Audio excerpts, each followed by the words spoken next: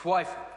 Well, sir, I came down to listen to that excellent contribution from my colleague Porter Williams, but having had to sit through Alfred Ngaro's How do I describe it? It was insightful. It was an incitement to disorder, sir, listening to the bland platitudes, the justifications of that member. That is the member who claimed to come from Glen Innes in Auckland, and he has been the champion, the apologist who justifies the disgraceful behaviour of Housing New Zealand, kicking out the elderly, kicking out the disabled from homes they've lived in for decades. He's the apologist for that sort of awful behaviour that even a select committee unanimously criticised Housing New Zealand, and that member has been the apologist for that kind of behaviour. He stands there justifying the policies of this national-led government, which has done nothing about the housing affordability crisis. And that member stands up there like a pious vicar, justifying a complete failure of the national government's housing policies. Sir, there are no winners. There are no winners in the current housing crisis.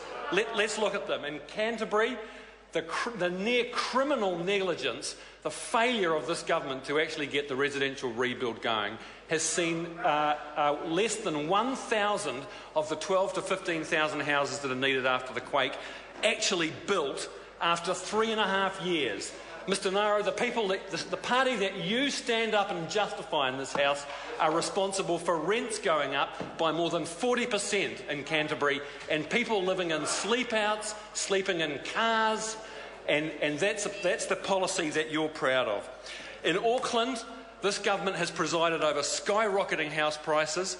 In the last year, house prices on average in Auckland have gone up by $72,000 because of this government's total failure to do anything meaningful about a dysfunctional, failing housing market.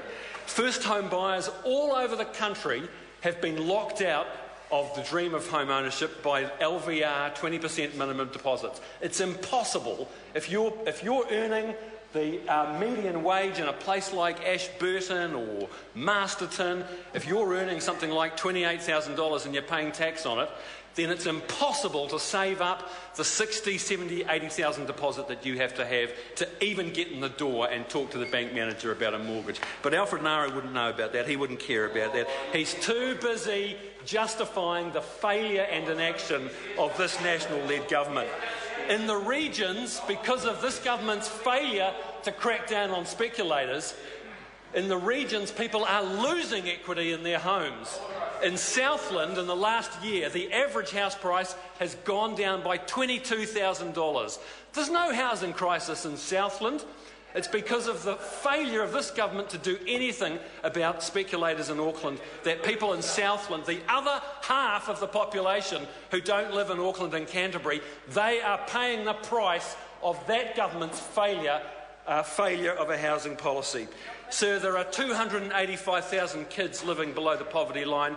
More than half of those kids are living in substandard private rental accommodation. But the best this government can do about it is a lame pilot scheme of its own state houses that it's too weak-kneed to ensure are properly insulated, sir, and are warm and dry. So instead of doing something about the private rental market, where those kids are languishing in cold, damp homes and ending up in hospital every winter, Nick Smith tries to look like he's doing something by announcing a pilot scheme.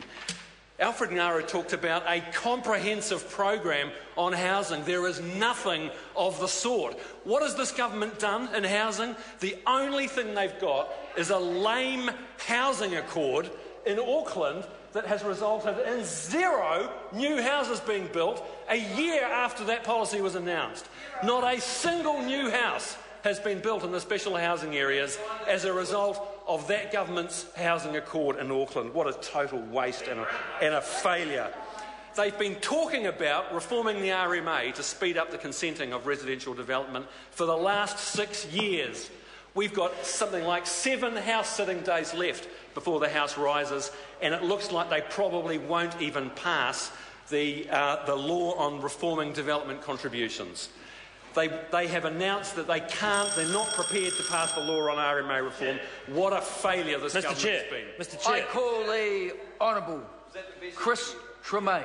Thank you, Mr. Chair. Well, we've just witnessed the first election debate for the seat of